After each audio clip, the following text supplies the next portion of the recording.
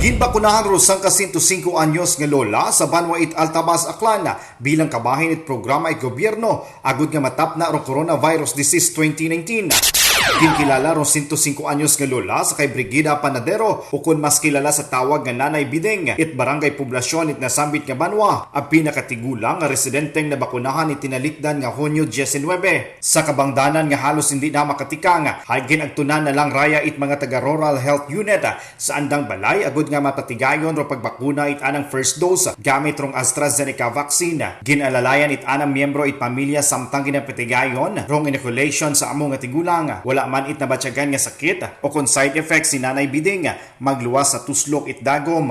Angot kara, ginpadumdom it LGU Altabas sa pumuluyo ro importansya it pagpabakuna agud nga pakigbatuan na makamamatay nga balatian. Nasa yuran nga daywang pandemya na ron agihan ni Nanay Bideng nga magluwas sa COVID-19. Hay naabutan man na rong Spanish flu sadtong 1918 nga nagaedad imaw it daywang dag-on pa lamang.